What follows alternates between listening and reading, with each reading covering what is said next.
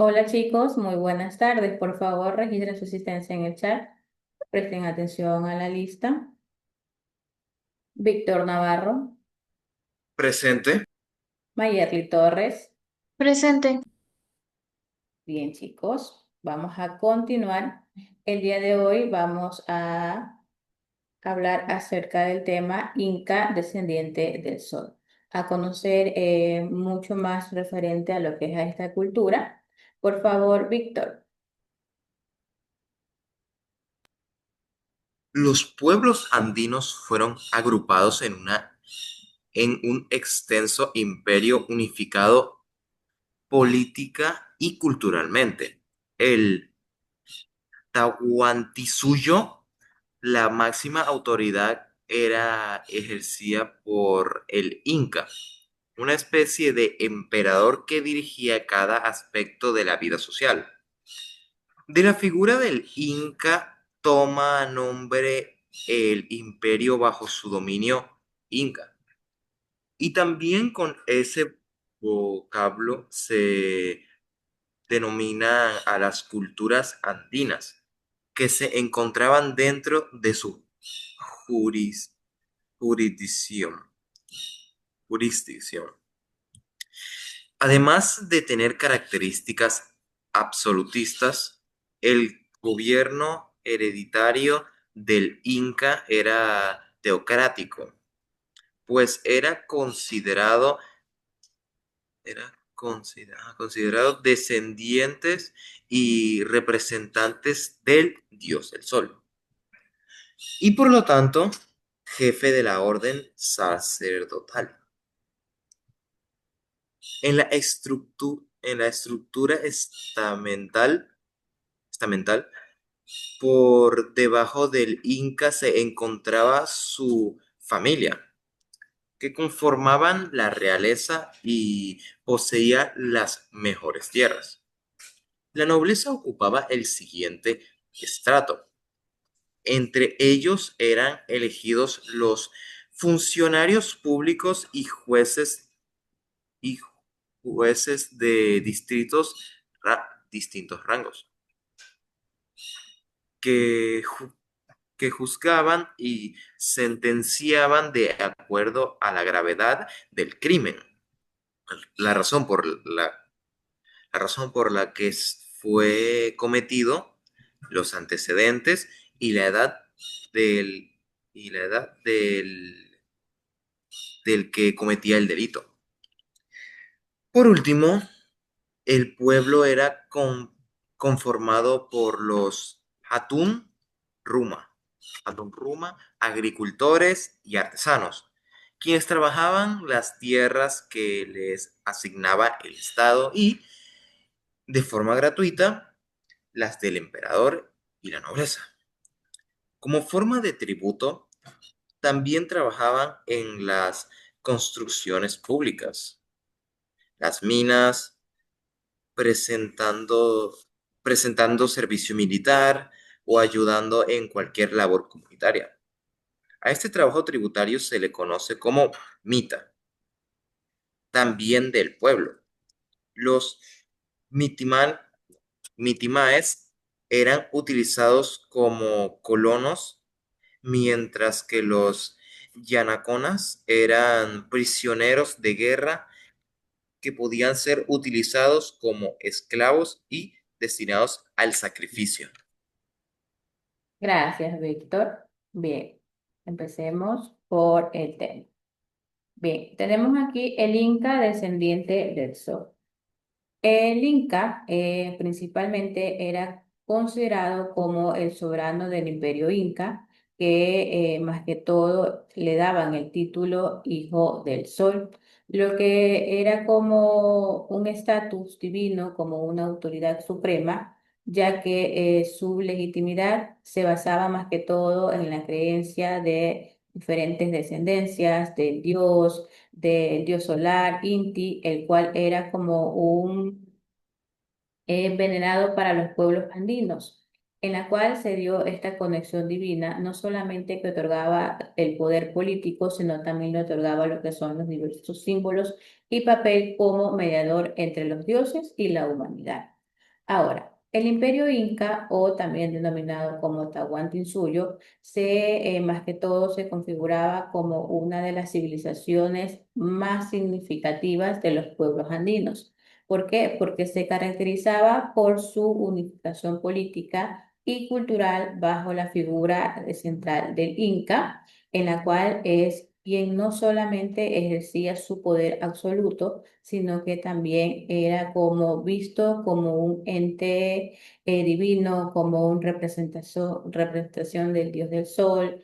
Además a ello tenía como una estructura de poder teocrático y hereditario también, en la cual pudo organizar lo que es una sociedad en base a una jerarquía también estamental clara, donde la realeza, la nobleza ocupaban más que todo los niveles más altos en esta jerarquía, mientras que los pueblos eran como una representación por los Atun Runa, que desempeñaban más que todo diferentes roles cruciales, como la agricultura, la construcción, el servicio militar, trabajando más que todo por un sistema tributario conocido como MITA, en la cual a través de esta organización social los incas más que todo lograron poder mantener como un control efectivo sobre sus territorios, sobre también asegurando más que todo la producción agrícola, la realización de grandes obras públicas, también a ello,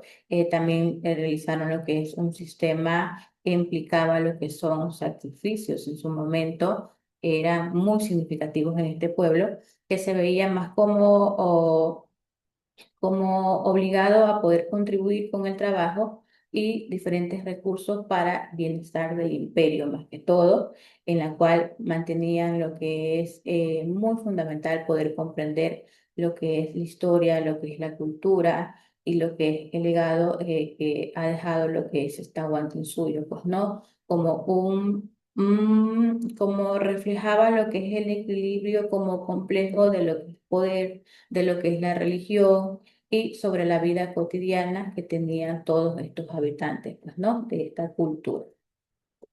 Ahora tenemos también referente, bueno, aquí pueden observar una gráfica que representa más que todo lo que es un monumento al Inca Pachacutec en Cusco, Perú, desde el año 1438 hasta 1471.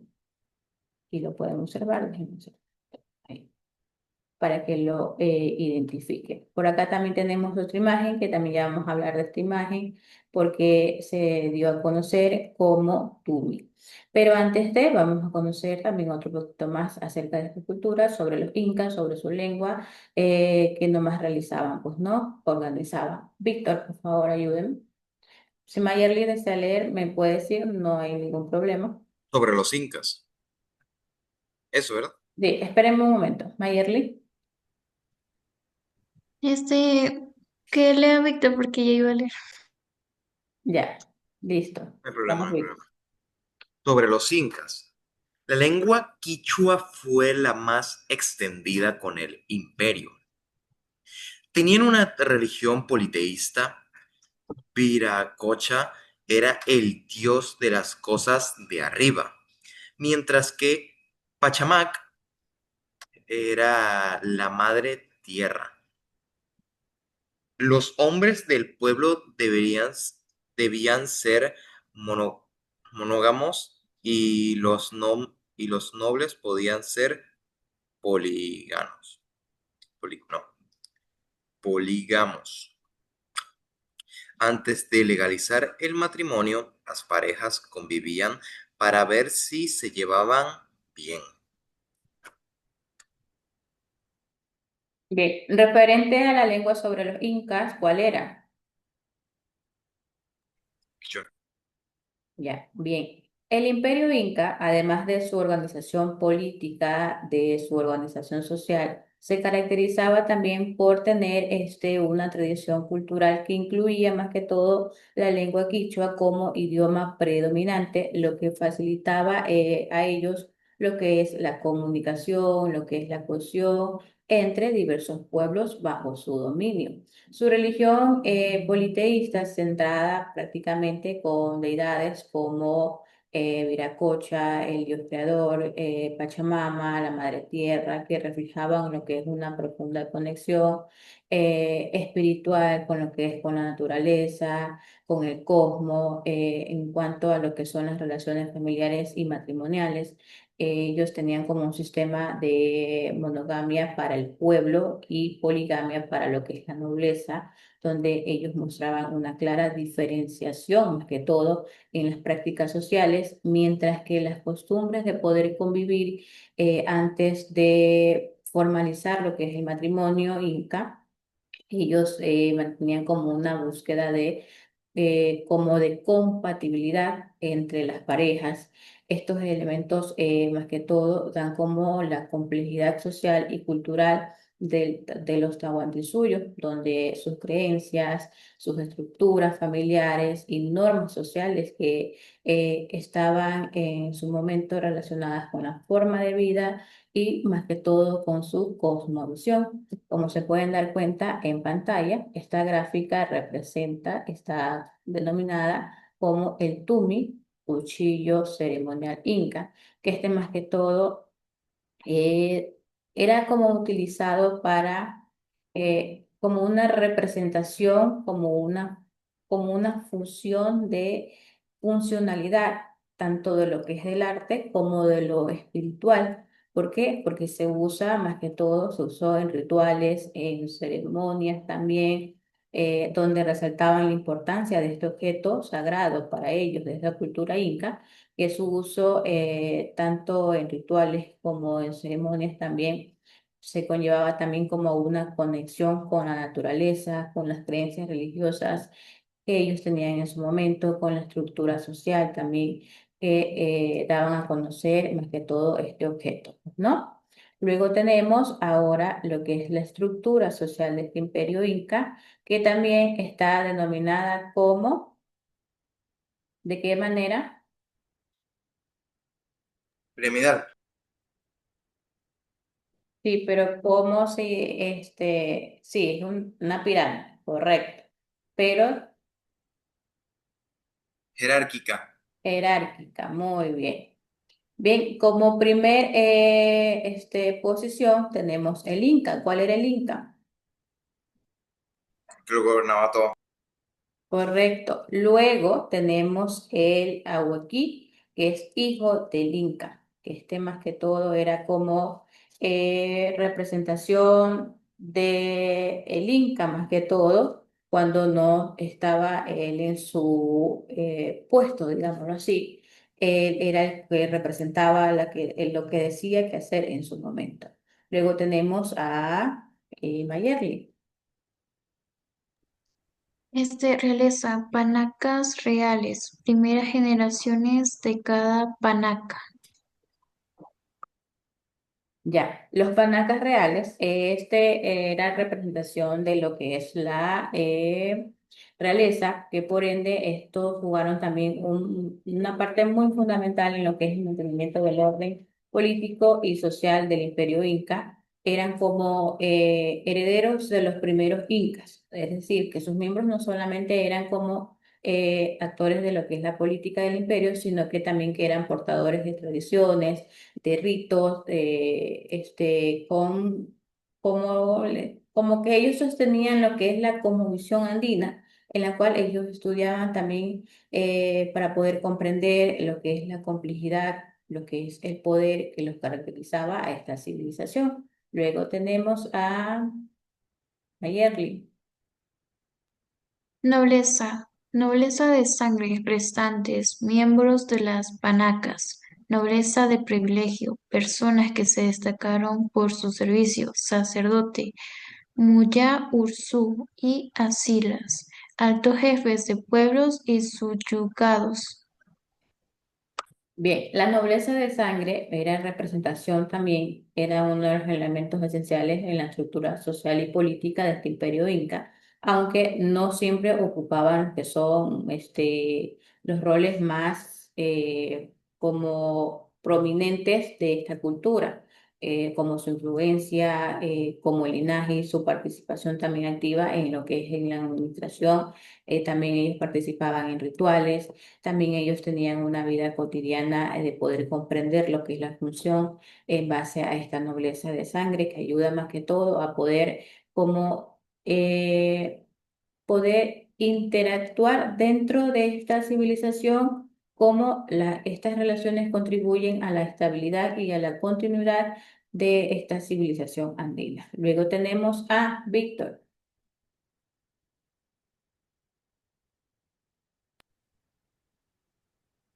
Atum Runa, que era el pueblo en general. Después, Mitimales, que eran grupos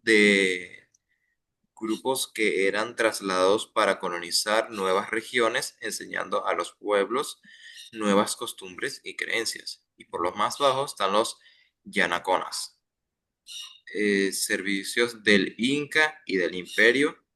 Muchos de ellos eran prisioneros. Gracias, Víctor. Bien, los Atunruna, esto también juega un papel muy esencial en la estructura social y económica del Imperio Inca, porque eran como representación de la mayoría de la población que trabajaba arduamente para poder sostener lo que es el imperio. Su contribución y su labor eran muy vitales en la producción agrícola, en la construcción también de las infraestructuras que caracterizaba al Tahuantinsuyo, como la identidad, las tradiciones, valores de esta cultura. También era muy fundamental poder comprender lo que es este imperio, pues, ¿no? Ahora, los mitimales también fueron una herramienta muy clave en la estrategia y expansión, consolidación de este imperio inca, que a través de su desplazamiento y la enseñanza de nuevas costumbres, los incas pudieron como promover lo que es la integración cultural y la cohesión dentro de su territorio más que todo. Y por último tenemos los yanaconas, que eran, bueno, también fueron parte esencial de la estructura social y económica del imperio inca. Desempeñaron diversas funciones claves para lo que es la administración, para lo que es el servicio Inca, para lo que es su origen como prisioneros de guerra y condición más que todo de servidores que reflejaban en su momento lo que es la complejidad de esta Tahuantinsuyo a través de su trabajo, su dedicación. Los yanoconas contribuyeron también al mantenimiento del imperio, aunque también se enfrentaron en su momento a las realidades de diferentes estatus de servidumbre. La historia de los Yanaconas es un testimonio de la diversidad de experiencias dentro de lo que es esta sociedad inca y las estrategias empleadas para poder, más que todo, cómo gestionar los territorios y su población en su momento. ¿Sí? Esta es la estructura social que se da a conocer de esta cultura, de este imperio inca. Víctor, ¿cuál es la diferencia entre la cultura que vimos ayer y la de hoy? Bueno, sí tienen bastante de diferencia, pero en algunas cosas sí son parecidas. Por ejemplo, están los que gobiernan, ¿no? Obviamente, que acabamos de ver el Inca y el Alamac Unic, que significa hombre verdadero, que serían los mandatarios o emperadores. Pero ya con esta estructura inca jerárquica ya empieza a cambiar debajo del inca. Por ejemplo, está el Anauki, que sería el hijo del inca, contrastando con la otra estructura que era Akin Coop, que eran los más altos del sol, que eran como unos tipos de sacerdotes mayores. En cambio, por ejemplo, aquí está el hijo del Inca. Está más abajo, en cambio aquí está, vamos a decir, que hacía los sacrificios hacia los dioses del sol. Después, más abajo está el Panacas reales, que eran las primeras generaciones de Panacas. Pero más abajo estaban, más abajo de la estructura maya estaban Alemec Hop, que eran los que tenían padres y madres de la nobleza. Por ejemplo, también aquí está la nobleza de sangre y los nombres y los nobles Mm. privilegiados. Eh, Eh, sigue, sigue. ya, que conformaban parte de la nobleza, ya acabando por la primera estructura, eran los mercaderes profesionales y en lo más abajo del todo estaban los hombres pequeños, que solían ser esclavos. Y la diferencia es que en lo más bajo está lo que era el pueblo, los que colonizaban las regiones y enseñaban lo que eran las costumbres y las creencias, y por abajo lo que eran prisioneros de guerra. ¿Cuál tiene más estructuración? ¿Cuál cultura? Tiene mucha más estructuración la Inca por tener tantos puestos. Ajá, correcto, muy bien. Preguntas, chicos. No, Ninguna. ¿Sí está claro el tema? Sí, Bien, como les indico, sí, bueno, les indiqué anteriormente, se va a realizar lo que es un pequeño taller referente a estas culturas, ya cuando terminemos de hablar todo lo referente a estas culturas. Bien. Bien, no hay preguntas, no hay inquietudes. A ver, ninguna. vamos a hacer una dinámica, chicos, para combinar la clase de una manera diferente. A ver, chicos, necesito 9 vasitos, Víctor. Es mentira, es mentira. Es que lo que pasa, ayer le hicimos una dinámica con 6 vasitos y por eso hoy día le estoy pidiendo nuevas, más vasos. A ver, ¿cuáles son los días de la semana que inician con la letra M?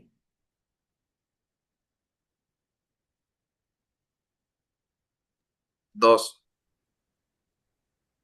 No son dos. ¿Lo puedes repetir? A ver, les voy a decir directamente cuántos son. ¿Cuáles son los 3 días de la semana que empiezan con la letra M?